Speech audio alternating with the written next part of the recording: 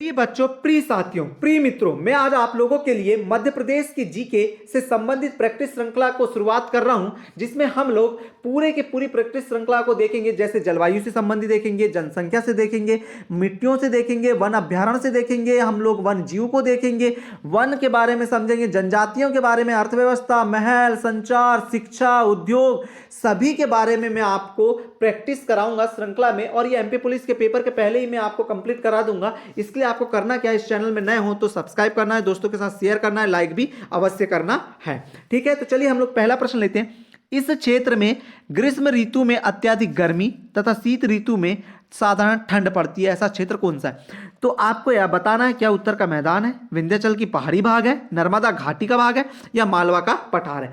तो मैं आपको बता दूं, नर्मदा घाटी के जो है वह है हमारी स्थित है विंध्याचल और सतपुड़ा के मध्य में। इस कारण से ग्रीष्म ऋतु में अत्यधिक गर्मी तथा शीत ऋतु में साधारण ठंड पड़ती है। अर्थात पहले का उत्तर हमारा क्या हो जाएगा, नर्मदा घाटी। आपसे ऐसा ही प्रश्न पूछ सकता है, नर्मदा घाटी कहाँ स्थित है? तो आपको बताना है विंध्याचल तथा सतपुड़ा पर्वत के मध्य में स्थित है। बहुत अच्छी श्रृंखला मैं आपको कंप्लीट कराऊंगा, और यही प्रश्न आप मान के चलिए पक्का आपके एमपी पुलिस में पूछे जाने वाले, और अदर एमपी के एग्जामों में भी। आप प्लीज अच्छे से इस श्रृंखला को कंप्लीट कर लें। अगला प्रश्न है, मध्य प्रदेश में शीत ऋतु में लौटने वाले मानसून से होने वाली वर्षा को क्या कहते हैं? जो शीत ऋतु में मध्य प्रदेश में मानसून आते हैं, जब वह रिटर्न जाते हैं तो वह किस नाम से जाने जाते हैं? जो वर्षा करते हैं तो वो क्या कहते हैं उस वर्षा को? उस वर्षा को कहते हैं अपन लोग मावठा।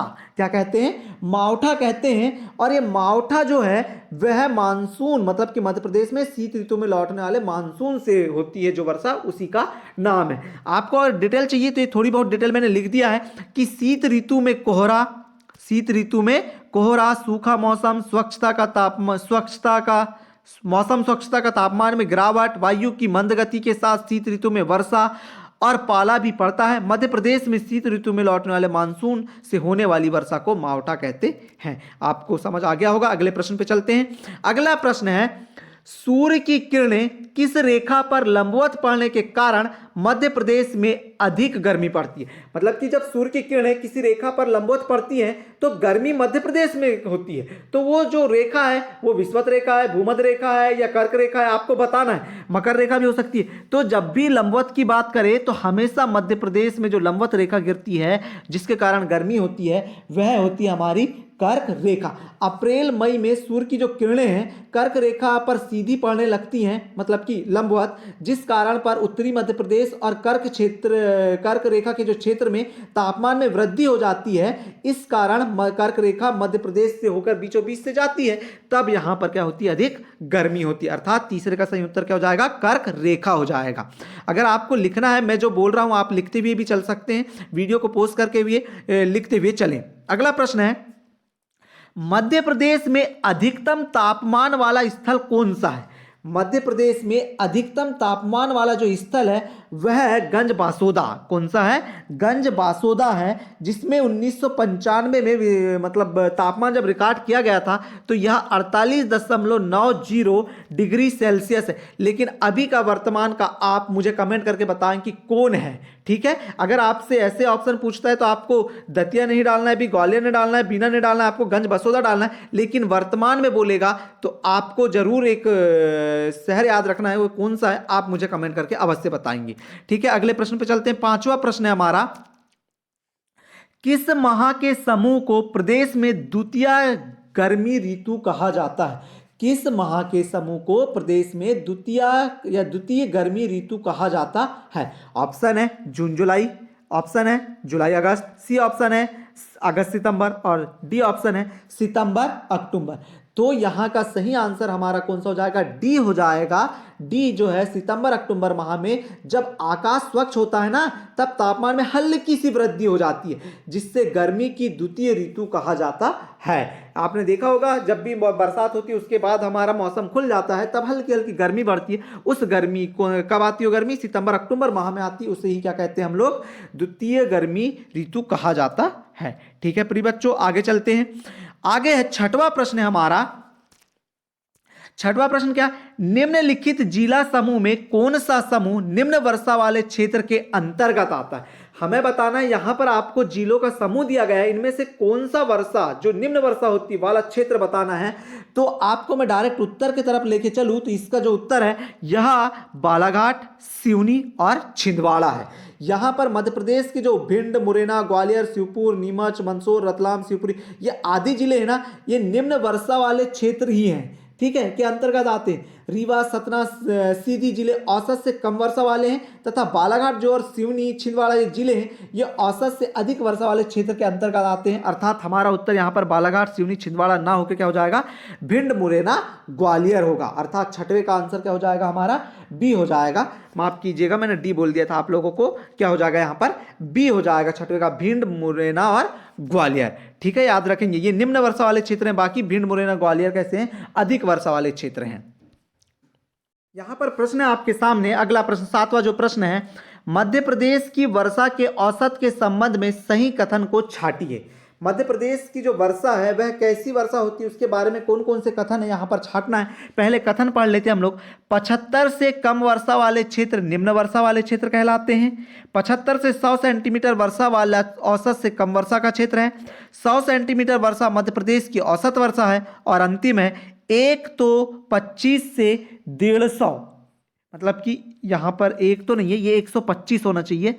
ये 125 से 150 सेंटीमीटर वर्षा औसत से अधिक वर्षा का क्षेत्र है। तो यहाँ पर आपको दो ऑप्शन दिए, एक में क्या है 1 2 3 4 और एक में है 1 2 4। तो मैं आपको बता दूं यहाँ से जो सही आंसर है हमारा वह होगा 1 2 4। अर्थात 75 सेंटीमीटर से कम वर्षा वाले क्षेत्र कहाँ हैं, मध्य प्रदेश के हैं, निम्न वर्षा वाले क्षेत्र कहलाते हैं। जो फिर है 75 से 100 सेंटीमीटर वर्षा वाला औसत से कम वर्षा वाला क्षेत्र कहलाता है। अर्थात दूसरा भी हमारा क्या हो गया, सही हो गया।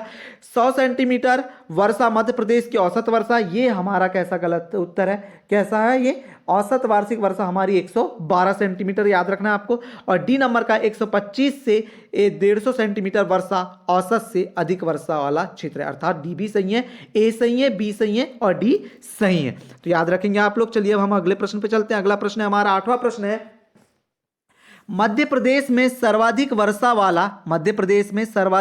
वाला स्थान किस पठार में स्थित है। हमें बताना है गंज बसोदा जो सर्वाधिक वर्षा वाला स्थान था या जो है कहाँ पर, विदिशा जिले का, वह कहाँ पर स्थित है। तो आपको ऑप्शन है यहाँ पर मालवा का पठार, दूसरा है नर्मदा सोन घाटी, तीसरा सतपुड़ा मैकल श्रेणी और चौथा उपरोक्त में से कोई नहीं। तो हमारा 8वें का सही उत्तर क्या हो जाएगा, सतपुड़ा मैकल श्रेणी हो जाएगा। मध्य प्रदेश की जो सर्वाधिक वर्षा 199 सेंटीमीटर वाला जो स्थान है पचमढ़ी है, जो महादेव पहाड़ी जो सतपुड़ा में मैकल श्रेणी में अवस्थित है। अतः पठारों की बात करें तो सर्वाधिक जो वर्षा वाला पठार है वह सतपुड़ा मैकल पठार श्रेणी है हमारा। ठीक है, अब अगले प्रश्न पे चलते हैं। सर्वाधिक वर्षा वाला स्थान आपसे पूछा जाए तो गंज बसोदा याद रखना है आपको। मध्य प्रदेश में शीत ऋतु का समय है। मध्य प्रदेश में जो शीत ऋतु है, शीत ऋतु मतलब आप समझते ही हैं ठंडी वाली ऋतु, शीत ऋतु जिसमें ठंड लगती है, वह कब है, मार्च से जून, ये तो गर्मी का समय हो गया, ये तो आएगा नहीं। जुलाई से अक्टूबर, ये कौन सा समय हो गया हमारा, वर्षा वाला हो गया। नवंबर से फरवरी के बीच में क्या लगती है, हमें शीत ऋतु लगती है, ठंड लगती है। अर्थात ये हमारा क्या हो जाएगा, सत्य हो जाएगा। मार्च से जून की बात करें तो मार्च से जून में कौन सा आ जाता है, इसमें आ जाता है ग्रीष्म ऋतु आ जाता है। कौन सा आ जाता है, ग्रीष्म ऋतु। जुलाई से अक्टूबर की बात करें तो इसमें कौन सी आ जाएगी हमारी, वर्षा ऋतु। और नवंबर से फरवरी की बात करें तो इसमें आ जाएगा हमारा कौन सा, शीत ऋतु। कौन सी आ जाएगी, शीत ऋतु। ठीक है प्रिय बच्चों, अगले प्रश्न पे चलते हैं। अगला प्रश्न है हमारा 10वां प्रश्न है, मध्य प्रदेश किस प्रकार की जलवायु वाला प्रदेश है। जिस प्रकार से आपको पता है कि भारत की जलवायु उष्णकटिबंधीय जलवायु है, तो उसी प्रकार से आपको बताना है कि मध्य प्रदेश की जलवायु वाला कैसा वाला जलवायु वाला प्रदेश है। हम जलवायु अध्याय को कर रहे हैं, आपको मैं बोल रहा हूं, मैं आपको एमपी पुलिस की बहुत अच्छी प्रैक्टिस श्रृंखला प्रोवाइड कराऊंगा।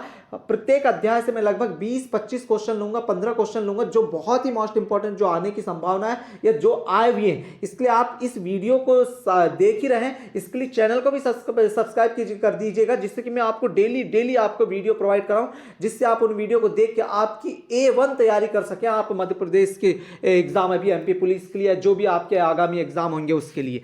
तो यहां पर ऑप्शन है हमारा 10वें का पहला, उष्ण कटिबंधीय जलवायु, केवल मानसूनी जलवायु, उष्ण कटिबंधीय मानसूनी जलवायु या सम जलवायु।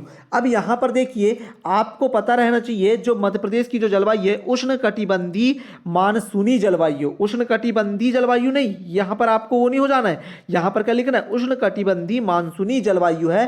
तो मध्य प्रदेश भारत के मध्य में स्थित होने के कारण वहां की जलवायु कैसी, मानसूनी जलवायु है ना, क्या नहीं। तो इस कारण से उष्ण कटिबंधीय जलवायु यहां की पाई जाती है। ठीक है, अगले प्रश्न पे चलते हैं। अगला प्रश्न है हमारा 11वां प्रश्न है, मध्य प्रदेश की जलवायु को उष्णकटिबंधीय स्वरूप प्रदान करने में कौन उत्तरदायी है। अब ऐसा कौन है जो मध्य प्रदेश को उष्णकटिबंधीय जलवायु का देता है, मतलब कि उष्णकटिबंधीय जलवायु प्रदान करता है, स्वरूप प्रदान करता है, तो वह है हमारी कर्क रेखा। कर्क रेखा जो है मध्य प्रदेश की जलवायु को उष्णकटिबंधीय स्वरूप प्रदान करती है, क्योंकि वह मध्य से गुजरने वाली रेखा है, जबकि जो दक्षिण पश्चिम मानसून से प्राप्त होने वाली वर्षा होती है उसे मानसूनी जलवायु प्रदान करती है। ठीक है, याद रखेंगे आप, उष्णकटिबंधीय जलवायु स्वरूप प्रदान करने वाली कर्क रेखा है। मानसूनी जलवायु आपसे पूछ ले तो आपको बताना है क्या, मानसूनी जलवायु दक्षिण पश्चिम मानसून से प्राप्त होने वाली वर्षा होती है जो मानसूनी जलवायु का स्वरूप प्रदान करती है। अगले प्रश्न पे चलते हैं हम लोग। 12वां प्रश्न है, मध्य प्रदेश में ऋतु, यहां पर इस प्रकार वाला ऋतु है, ऋतु संबंधी जानकारी जुटाने वाली वेधशाला कहां स्थित है। मोस्ट इंपॉर्टेंट क्वेश्चन है, इसको तो ऐसा रटना आप लोग, याद रखना कि कभी भूलो ही ना, क्योंकि बार बार पूछा गया है सभी MP के एग्जामों में। आपको याद रखना, चाहे आप कोई सीटेट दे दो, MP टेट दे दो, कोई रीट एग्जाम दे दो, कोई भी गवर्नमेंट एग्जाम दे दो, ये क्वेश्चन आपको अवश्य मिलेगा 12वें नंबर का। तो हमें यहां पर बताना है मध्य प्रदेश में ऋतु संबंधी जानकारी जुटाने वाली वेधशाला जो है वह कहां पर स्थित है, इंदौर में है। कहां पर है, इंदौर में है, ऋतु वेधशाला इंदौर में स्थित है, याद रखेंगे। ठीक है, चलिए अगले प्रश्न पे चलते हैं। अगला प्रश्न है 13वां प्रश्न है, मध्य प्रदेश के सर्वाधिक वर्षा वाले जिले युग्म को पहचानिए। सर्वाधिक मध्य प्रदेश में वर्षा वाला युग्म जो है वह कौन सा है, मंडला और बालाघाट है। मध्य प्रदेश में जो अधिकांश वर्षा है वो दक्षिणी पश्चिमी मानसून के द्वारा होती है। याद रखें, मध्य प्रदेश में अधिकांश वर्षा किसके कारण होती है, दक्षिणी पश्चिमी मानसून के कारण होती है, दक्षिणी पश्चिमी मानसून के कारण। आपको याद ही रखना है, मोस्ट इंपॉर्टेंट है, दक्षिणी पश्चिमी मानसून के कारण होती है। प्रदेश के पूर्वी जिले कौन कौन से, हमारे बालाघाट और मुरैना में सर्वाधिक वर्षा होती है। वहीं ग्वालियर जो है, भिंड है, मुरैना है, शिवपुरी है, मध्य प्रदेश के कम वर्षा वाले राज्य हैं, ये जिले हैं। ठीक है, अगले पे चलते हैं। अगला प्रश्न है हमारा, मध्य प्रदेश के किस क्षेत्र की जलवायु को सम जलवायु कहते हैं अपन। मध्य प्रदेश की ऐसी कौन सी जलवायु जिसको सम जलवायु के नाम से जाना जाता है, तो मालवा का जो पठार है सम जलवायु वाला प्रदेश है। क्यों, क्योंकि इस क्षेत्र में गर्मी में ना तो अधिक गर्मी पड़ती है और ना ही मालवा के पठार में अधिक सर्दी में सर्दी या ठंड लगती है। इसलिए मध्य प्रदेश की जो जलवायु है सम जलवायु वाला प्रदेश है। पर कौन सा पठार है, वो पठार का नाम पूछा है तो मालवा का पठार है, याद रखेंगे आप लोग। चलिए अंतिम प्रश्न रहेगा आज की प्रैक्टिस श्रृंखला का, ये जलवायु से थी। जलवायु की इसके अलावा और जो मोस्ट इंपॉर्टेंट क्वेश्चन है मैं अगले वीडियो में लेके आऊंगा, या अगले वीडियो में मैं आप लोगों के लिए अगला अध्याय लेके आऊंगा और उससे संबंधित बहुत बड़े बड़े प्रश्नों को लेके आऊंगा जो परीक्षाओं की दृष्टि से मोस्ट इंपॉर्टेंट है। पर आपको चैनल को सब्सक्राइब अवश्य करना है।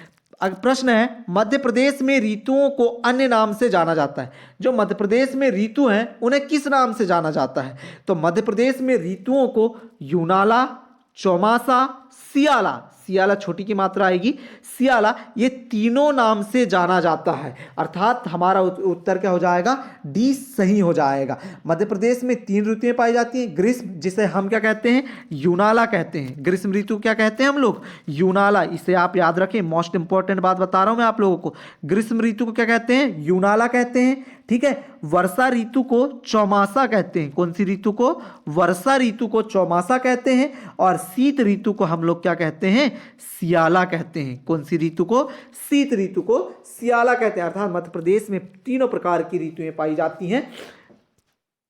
तो इस प्रकार से हमने 15 प्रश्नों को हल किया। अब मैं आपके लिए अगले वीडियो में मोस्ट इंपॉर्टेंट प्रश्न लेके आऊंगा जो आपके लिए बहुत ही ज़्यादा उपयोगी है, MP पुलिस की कहे या कोई भी मध्य प्रदेश की तैयारी के लिए। तो इसके लिए आपको चैनल को सब्सक्राइब करना है, दोस्तों के साथ शेयर करना है और लाइक भी अवश्य करना है। अगर आपको इसकी PDF चाहिए तो PDF आपको टेलीग्राम ग्रुप में मिल जाएगी। आपको करना क्या है, नीचे डिस्क्रिप्शन बॉक्स में जाना है और वहाँ से आपको टेलीग्राम चैनल को ज्वाइन कर लेना है और आपको पूरी जानकारी फिर वहां से प्राप्त हो जाएगी। ठीक है, आपके लिए आज के लिए धन्यवाद, बहुत बहुत धन्यवाद आपका वीडियो देखने के लिए।